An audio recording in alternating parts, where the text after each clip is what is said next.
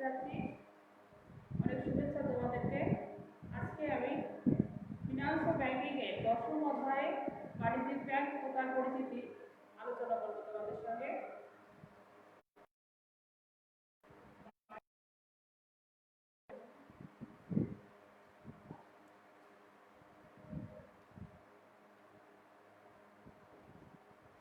বাণিজ্যিক ব্যাংক ও তার পরিচিতি আজকে আমরা আলোচনা করব।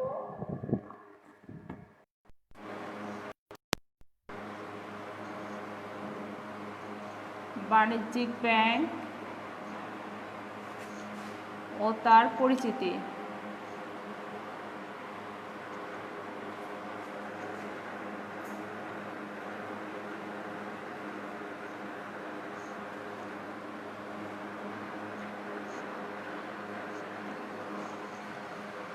আগের দিন তোমাদেরকে আমি বলেছিলাম ব্যাংক কাকে বলে, যে আর্থিক প্রতিষ্ঠান জনগণের কাছ থেকে সঞ্চয় করা অর্থ নিয়ে আবার ঋণ দানের মাধ্যমে মুনাফা অর্জন করে, তাকেই আমরা ব্যাংক বলে থাকি।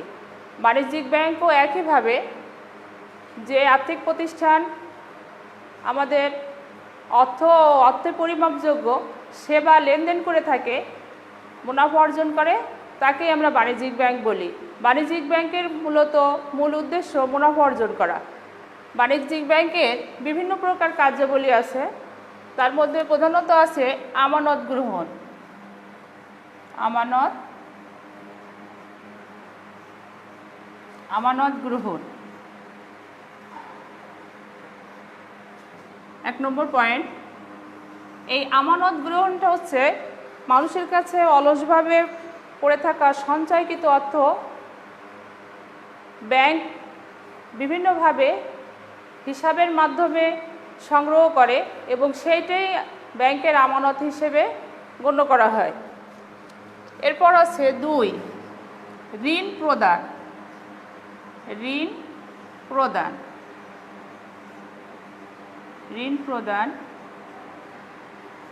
ঋণ প্রদানটা তোমরা জানো যে বিভিন্ন প্রকার ব্যবসায়িক প্রতিষ্ঠান, যে ব্যবসা প্রতিষ্ঠানগুলো সবসময় তাদের অর্থ দ্বারা সব কিছু করা সম্ভব হয় না। ব্যবসার কার্য পরিচালনা, প্রতিনিয়ত যে ব্যয়গুলো হয় সেই ব্যয়গুলো নির্বাহ করা, তখন দেখা যাচ্ছে তারা ব্যাংক থেকে ঋণ গ্রহণ করে। তা ব্যাংকগুলো এই ব্যবসা প্রতিষ্ঠানগুলোকে ঋণ প্রদানের মাধ্যমে তাদের আর্থিক সচ্ছলতা বজায় রাখে। ঋণ প্রদানটা এই ব্যাংকের মূল উদ্দেশ্য বা কার্যাবলীর মধ্যে পড়ে, কারণ ঋণ প্রদানের মাধ্যমে ব্যাংকগুলো মুনাফা অর্জন করে। এই আমানত গ্রহণের থেকে দেখা যাচ্ছে একজন ব্যক্তিকে যদি 100 টাকায় 1 টাকা ব্যাংক সুদ প্রদান করে, তাহলে এই ঋণ প্রদানের মাধ্যমে 100 টাকায় দেখা যাচ্ছে ব্যাংক 3 টাকা মুনাফা নেয় বা সুদ নেয়। এই যে 2-এর পার্থক্য, অর্থাৎ 3 টাকা এবং 1 টাকার যে পার্থক্য, এইটাই কিন্তু ব্যাংকের আয়। ব্যাংক কিন্তু মানুষের কাছ থেকে সঞ্চয়কৃত অর্থ থেকেই মুনাফা অর্জন করে। 3 হচ্ছে সুদ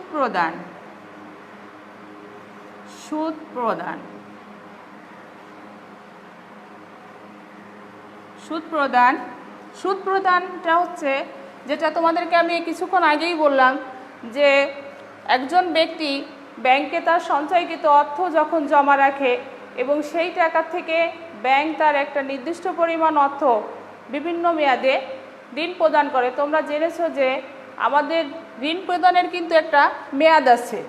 এই যে আমরা ঋণটা প্রদান করি, এটা স্বল্প মেয়াদি হতে পারে, মধ্যম মেয়াদি হতে পারে, দীর্ঘমেয়াদী হতে পারে। তা দেখা যাচ্ছে কি আমরা যখন এই ঋণটা প্রদান করি, তখন কিন্তু এই সুদটা প্রদান করতে হয় ব্যাংকে সেই সময় অনুপাতে, যে সময়ে সে এই কাজটা শুরু করেছে সেই অনুপাতে। এরপর হচ্ছে 4, বিনিময়ে সহযোগিতা।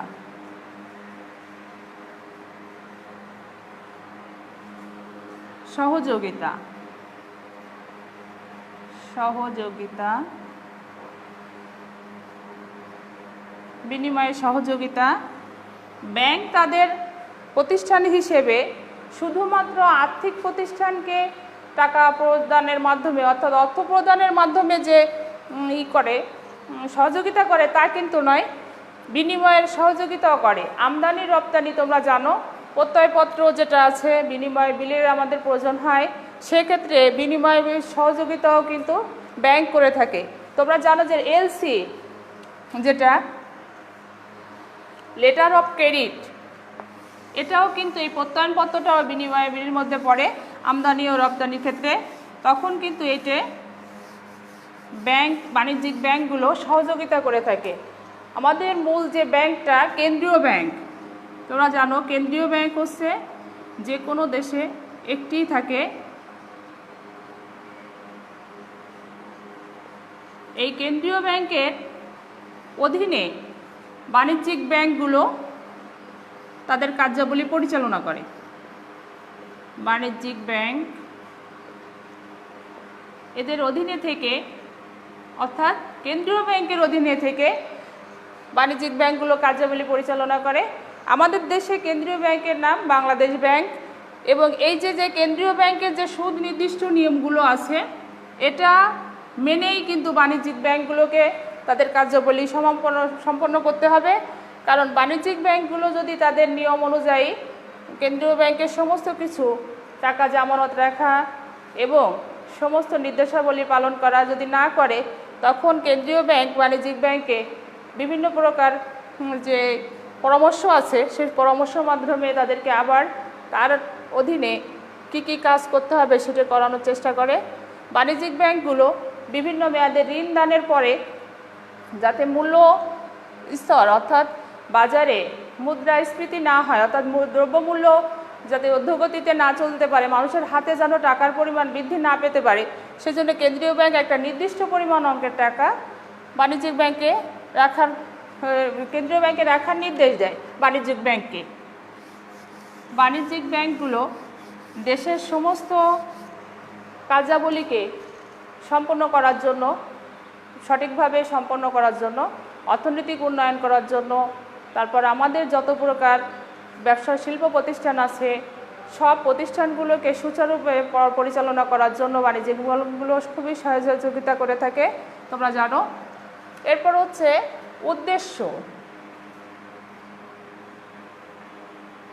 উদ্দেশ্য, বাণিজ্যিক ব্যাংক কী কারণে প্রতিষ্ঠিত হয়েছে বা কি কি কাজগুলো তারা করার উদ্দেশ্যে পরিচালিত হয়, এটা আছে তোমাদের মুনাফা অর্জন। মুনাফা অর্জন, মুনাফা অর্জন,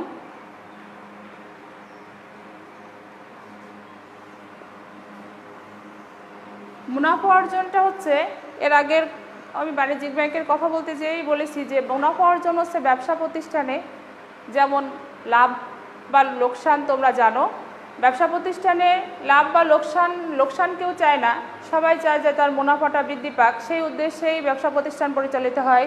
এই বাণিজ্যিক ব্যাংকও কিন্তু একটা আর্থিক প্রতিষ্ঠান, তাহলে দেখা যায় তারাও মুনাফা অর্জনের চেষ্টা করে, যা এই ব্যাংকের মৌলিক উদ্দেশ্য বলা যেতে পারে, মুনাফা অর্জন। তাই এরা আমানত গ্রহণ করে যে টাকা সঞ্চয়ে রাখে, তার থেকে আবার ঋণ প্রদানের মাধ্যমে সুদ নেয় বা মুনাফা নেয়, সেখান থেকেই কিন্তু মুনাফা অর্জন করে। এরপর 2 নম্বর হচ্ছে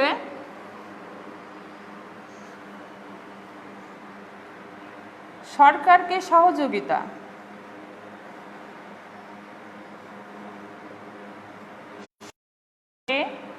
সহযোগিতা, অনেক পয়েন্ট রয়েছে, উদ্দেশ্য যেটা আছে বইয়ে তোমরা দেখলে বুঝতে পারবে।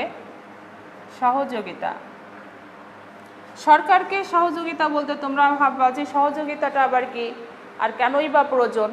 কেন্দ্রীয় ব্যাংক যেমন সরকারের ব্যাংক হিসেবে কাজ করে, অর্থাৎ সরকার লেনদেন আছে কেন্দ্রীয় ব্যাংকের মাধ্যমেই সম্পন্ন হয়। কিছু কাজ আছে যেগুলো আমরা বলি কি মাঠ পর্যায়ে, যে কাজগুলো বাণিজ্যিক ব্যাংক করে থাকে, যেমন সরকারকে যে কেন্দ্রীয় ব্যাংক নোট পরিচালন করে, সেটা কেন্দ্রীয় ব্যাংকের সেই নোট প্রচলনটা ব্যাংকের মাধ্যমে ছড়িয়ে দেওয়া হয়। তাহলে দেখা যাচ্ছে কি এভাবেও সরকারকে সহযোগিতা করে। আবার কেন্দ্রীয় ব্যাংকের বিভিন্ন নির্দেশক্রমে সরকারি যে কাজগুলো আছে তাও বাণিজ্যিক ব্যাংক সম্পন্ন করে। তাহলে এইভাবেও সরকারকে সহযোগিতা করে। কর্মসংস্থান, 3 কর্মসংস্থান।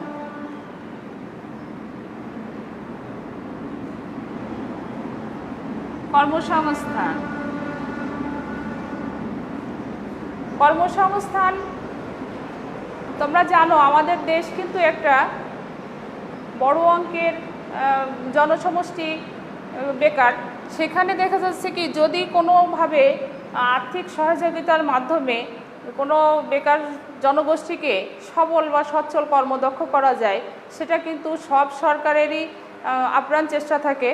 তা দেখা যাচ্ছে আমাদের শিক্ষিত সমাজ যারা অধিকাংশ দেখা যাচ্ছে কোনো কাজের সঙ্গে যুক্ত নয়, তাদেরকে ব্যাংক বিভিন্ন মেয়াদে ঋণদান এবং স্বল্প সুদে ঋণদানের মাধ্যমে এই কর্মসংস্থান সৃষ্টি করে।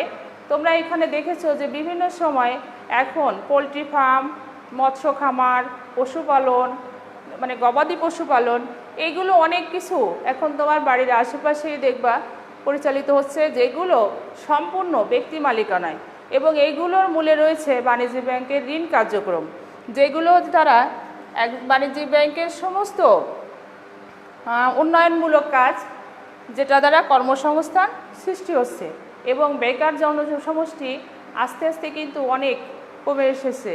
যারা শিক্ষিত সমাজ ছিল অনেকেই বেকারভাবে ঘোরাঘুরি করে বেড়াতো, এখন দেখবা তারা অনেক বেশি সচ্ছল, আর্থিকভাবে সচ্ছল এবং দেখা যাচ্ছে সামাজিক উন্নয়নে সহযোগিতা করে।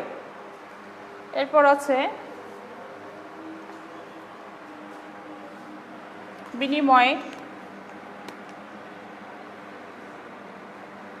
আমদানি রপ্তানিতে বিনিময় অর্থাৎ আমদানি রপ্তানিতে সহযোগিতা, আমদানি ও রপ্তানিতে সহযোগিতা,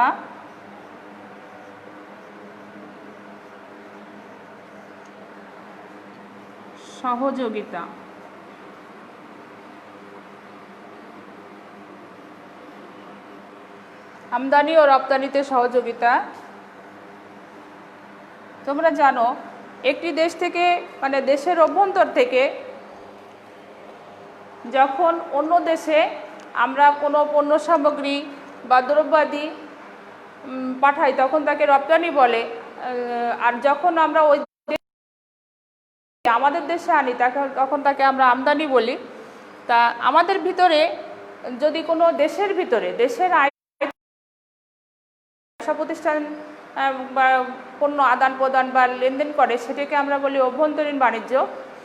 এখন দেখা যাচ্ছে আমদানি ও রপ্তানিতে সহযোগিতা, যদি কোনো ব্যক্তি রপ্তানির ক্ষেত্রে আর্থিক অসচ্ছলতায় পড়ে, ব্যাংক কিন্তু বিভিন্নভাবে ওই ব্যক্তিকে আর্থিক যে সহযোগিতা সেটা করে থাকে। আবার রপ্তানির ক্ষেত্রে যেমন করে আমদানির ক্ষেত্রেও করে। দেখা যাচ্ছে আমাদের দেশে এখন দেখো পেঁয়াজের সংকট, পেঁয়াজ পাওয়া যাচ্ছে না, এরকম ধরনের যখনই সমস্যা সৃষ্টি হয়েছে তখন কিন্তু বিদেশ থেকে পেঁয়াজ আমদানি হচ্ছে। যে প্রতিষ্ঠান বা যে ব্যক্তি এই বাণিজ্যিক ব্যাংকে খোলা আছে তারা কিন্তু এইখানে আর্থিক সহযোগিতার জন্য অর্থাৎ ঋণ গ্রহণের জন্য আবেদন করতে পারবে, এবং সরকার কিন্তু এই ব্যাপারে অনেক সহযোগিতাপূর্ণ আচরণের জন্য ব্যাংকগুলোকে নির্দেশ দিয়েছে, যার জন্যে আমদানি ও রপ্তানি সহজভাবে দেশে পরিচালিত হচ্ছে। এই যে উদ্দেশ্যগুলো তোমরা জানলে, এবার ব্যাংকে আমাদের কিছু হিসাব আছে, যেই হিসাবগুলো আমরা ব্যাংক হিসাব বলে জেনে থাকি। সেই হিসাবের কিছু অংশ আমি তোমাদের সঙ্গে আজকে আলোচনা করি। চলতি হিসাব, চলতি হিসাব,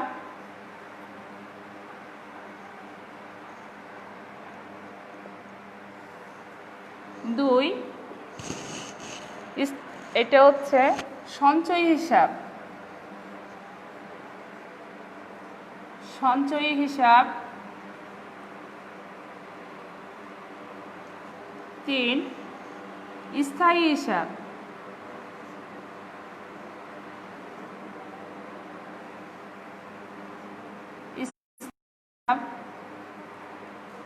এই তিনটেরই তোমরা হয়তো ব্যাংক হিসাবের ক্ষেত্রে নাম শুনে থাকবে।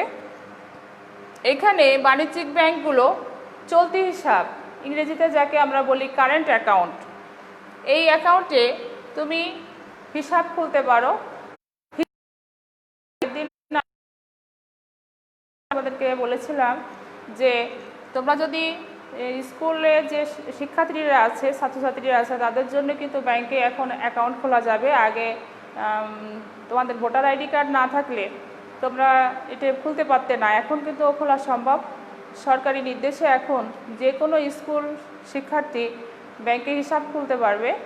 তা দেখা যাচ্ছে তোমাদের যে ব্যাংকে যে শুধু বাবা অথবা মায়ের আইডি কার্ডের ফটোকপি, ছবি এবং তোমাদের ছবি এবং জন্ম নিবন্ধন সম্ভবত লাগবে এবং 100 টাকা, এটা দিয়ে তোমরা হিসাব খুলতে পারো। তাহলে দেখা যাচ্ছে তোমাদের কাছে হিসাবটাও সহজ হয়ে যাবে। এখন চলতি হিসাব হচ্ছে যে হিসাবটা তুমি প্রতিদিন মানে দৈনিক, আবার সপ্তাহে যতবার খুশি ততবার এই হিসাব থেকে টাকা তুলতে পারবে। এইটাকে বলা হয় চলতি হিসাব। আর সঞ্চয় হিসাব হচ্ছে যে হিসাবে তুমি সঞ্চয়কৃত টাকা রাখবে। এখানে মাসে অন্তত 2 বার তুমি লেনদেন বা সপ্তাহে 2 বার এরকম ধরনের নির্দেশনা আছে যে টাকা তুলতে পারবে। এর বেশি কিন্তু টাকা তোলা যাবে না, যতবার পারবে না। এরপর আছে এটাকে বলা হয় সেভিং অ্যাকাউন্ট, সঞ্চয় হিসাব যেটা। 3 নম্বর আছে স্থায়ী হিসাব, ফিক্সড ডিপোজিট যেটা। এইখানে হিসাবটা তুমি তখন তোমাকে অবশ্যই একটু হিসাব করেই করতে হবে, কারণ তুমি যখন এই স্থায়ী হিসাবটা করবে তুমি কিন্তু ওই টাকাটা নির্দিষ্ট সময়ে ছাড়া তুলতে পারবে না। দেখা যাচ্ছে কি তুমি যদি 3 মাস, 6 মাস, 1 বছর, 2 বছর, 4 বছর, 5 বছর মেয়াদি করে থাকো, তাহলে নির্দিষ্ট সময়ই তোমাকে ওই টাকাটা তুলতে হবে। এবং যদি তুমি এর আগে ওই টাকাটা নিয়ে আসো, উঠাই ফেলো, উত্তোলন করো, তাহলে উঠানো হয় যদি, তাহলে দেখা যাচ্ছে কি মুনাফাটা পাওয়া যাবে না, তুমি ওই হিসাব থেকে কোনো মুনাফাই পাবে না। আর অবশ্যই তোমার এই ধরনের 3টি হিসাবের মধ্যে যেই হিসাবটাই থাকবে সেই হিসাবেই কিন্তু তুমি ব্যাংকে ডিপোজিটে টাকা রাখতে পারো, সঞ্চয়তে রাখতে পারো, চলতি হিসাবেও টাকা রাখতে পারো বাণিজ্যিক ব্যাংকের হিসাবে। এরপর তোমাদের এই বাণিজ্যিক ব্যাংকের আরও কিছু কার্যাবলী আছে, মানে কাজ আছে যেটা তোমাদেরকে অতি সহজে ব্যাংকের পরিচালনা এবং ব্যাংকের সমস্ত দিক নির্দেশনামূলক কাজগুলোকে সহজ করে দেয়। বাণিজ্যিক ব্যাংক সম্পর্কে আরও কিছু তথ্য আছে, সেটা হচ্ছে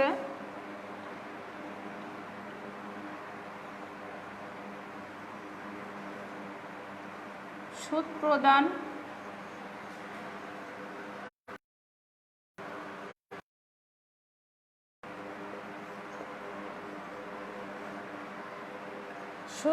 নির্দিষ্ট।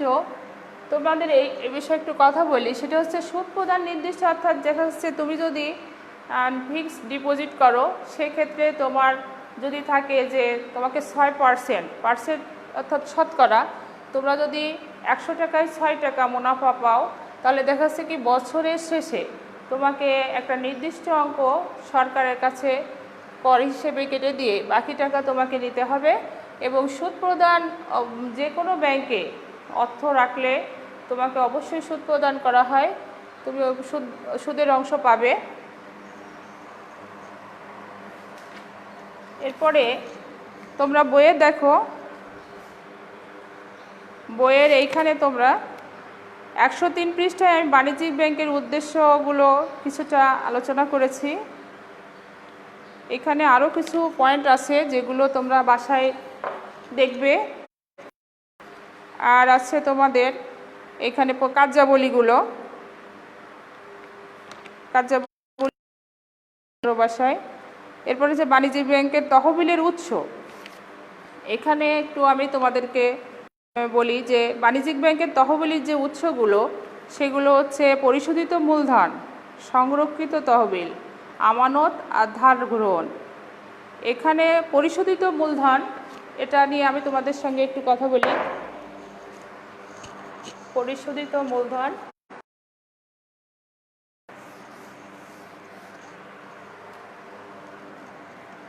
পরিশোধিত মূলধনটা হচ্ছে পরিশোধিত মূলধন।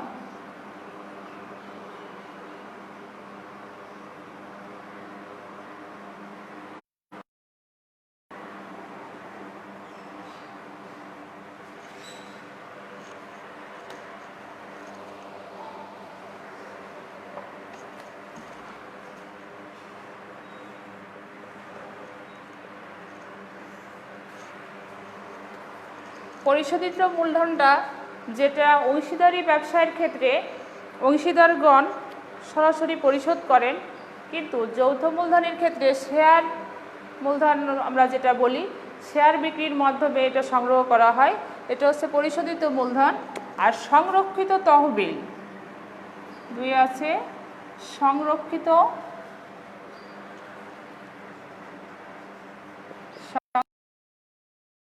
তহবিল।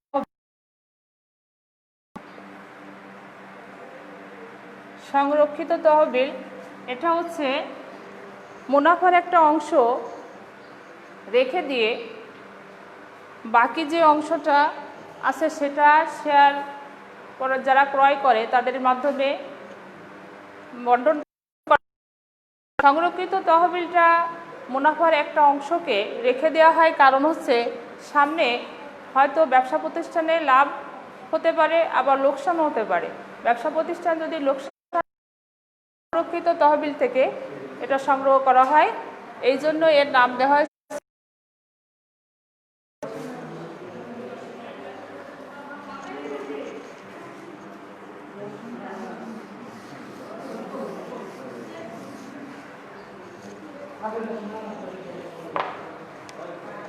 এরপরে বাণিজ্যিক ব্যাংকে তোমরা বইয়ে দেখো 107 পৃষ্ঠায় বাণিজ্যিক ব্যাংকের আয়ের উৎস।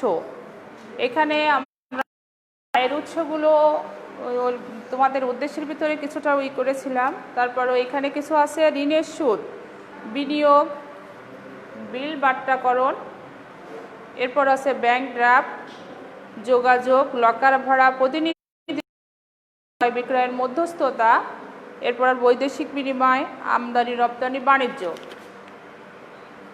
আর আছে প্রত্যয়নপত্র, ওসি। এইখানে ঋণের সুদ প্রথম যেটা, সেটা আমি তোমাদের সঙ্গে একটু আলোচনা করি। ঋণের সুদ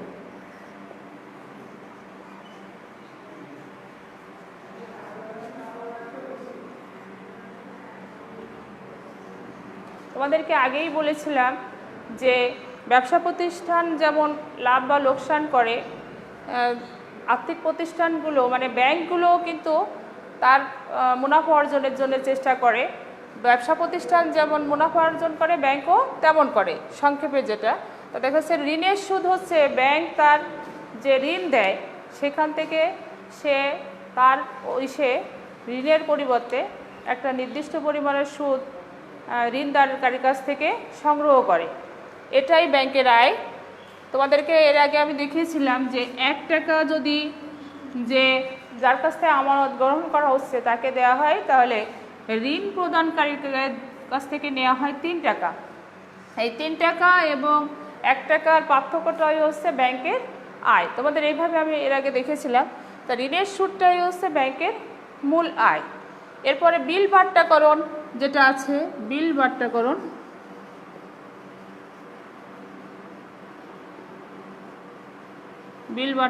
আছে। আরও অনেক পয়েন্ট রয়েছে তোমাদের, আমি সংক্ষেপে 2-1টা পয়েন্ট তোমাদের সব বিষয় থেকে বোঝানোর জন্য একটু বলে দিচ্ছি। বিল বাট্টাকরণ হচ্ছে নির্দিষ্ট মেয়াদের একটা বিল থাকে, পদেয় বিল হতে পারে, প্রাপ্য বিল হতে পারে। তা দেখা যাচ্ছে এখানে 6 মাস হয়তো সময় দেওয়া আছে। সেই 6 মাস সময়ে তারা যখন এই বিলটা 6 মাস পর্যন্ত সময় নিতে পারে না, তার আগেই অর্থের প্রয়োজন পড়ে, তখন ব্যাংকের কাছ থেকে তারা এটি ভাঙিয়ে নেয়। আর যখন ভাঙিয়ে নেয় তখন তাদের এই টাকার কিছু অংশ টাকা কেটে রাখা হয়। এটাকে বিল বাট্টাকরণ বলে, যেটা ব্যাংকের একটি আয়।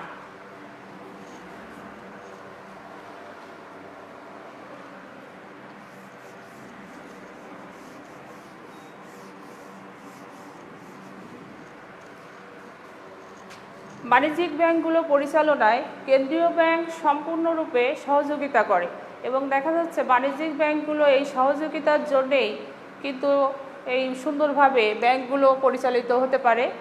যে কেউ এই বাণিজ্যিক ব্যাংকের হিসাব খুলতে পারে। তোমরা যদি চাও তাহলে করতে পারো। আর বাণিজ্যিক ব্যাংকগুলোতে আমানত রাখা অত্যন্ত সহজ। বাণিজ্যিক ব্যাংকগুলোতে যে কোনো শিক্ষার্থী তোমরা অর্থ সম্পদ রাখতে পারবে এবং এর পরিচালনা পর্ষদেরও সঙ্গে তোমরা পরিচিত হতে পারবে। ব্যাংকগুলোতে প্রথম পর্যায়ে থাকে ম্যানেজার এবং তারপরে সিনিয়র অফিসার যারা, তারপর তার পর্যায়ক্রমে সব পর্ষদগুলো থাকে, পরিচালনা পর্ষদগুলো। দেখা যাচ্ছে তোমরা ব্যাংকের সাথে যে পরিচিতিটা, এটা হওয়ার জন্য তোমাদের এখানে হিসাব খোলাটা খুবই জরুরি। আজকে আমি ফিনান্সের তোমাদের কয়েকটি প্রশ্ন মূল্যায়নের জন্য দিয়ে দিচ্ছি, বাসায় তোমরা এটা করবে। 1. বাণিজ্যিক ব্যাংক কাকে বলে?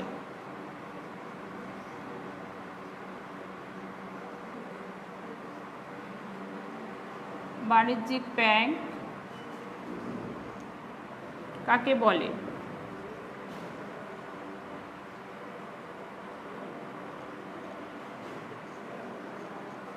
2. কর্মসংস্থান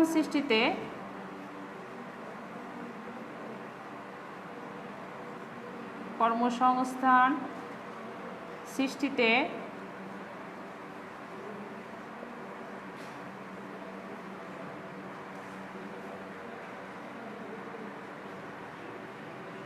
বাণিজ্যিক ব্যাংক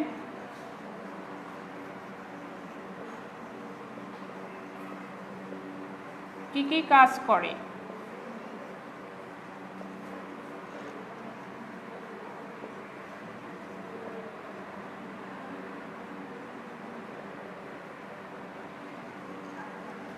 তিন,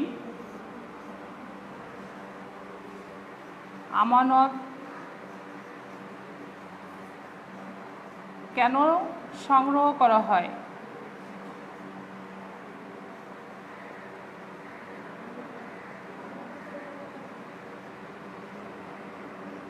আমানত কেন সংগ্রহ করা হয়?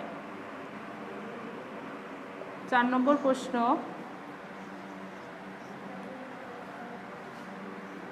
এলসি মানে লেটার অফ ক্রেডিট, তোমাদের যেটা বলেছিলাম এই প্রত্যয়নপত্র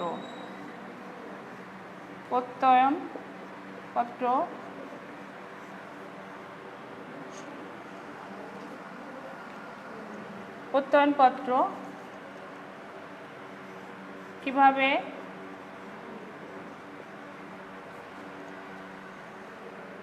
বাণিজ্যিক ব্যাংক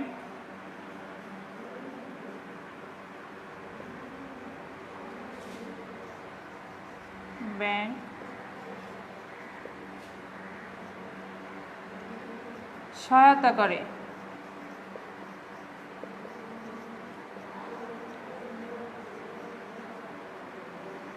প্রত্যয়নপত্রে কিভাবে বাণিজ্যিক ব্যাংক সহায়তা করে? এই 4টি প্রশ্নই তোমরা বাসায় সুন্দর করে খাতায়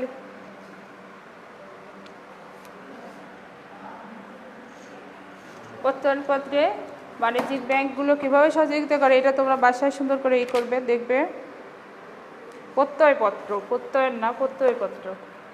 আমি উচ্চারণে ভুল করেছি। প্রত্যয়পত্রে কিভাবে বাণিজ্যিক ব্যাংক সহায়তা করে? লেটার অফ ক্রেডিট, প্রত্যয়পত্র। তাহলে এই 4টে আমি প্রশ্ন দিলাম, তোমরা আগামী ক্লাসে এটা করবে। তোমাদের সবাইকে আন্তরিকভাবে শুভেচ্ছা জানাচ্ছি। তোমাদের অনেক ধন্যবাদ।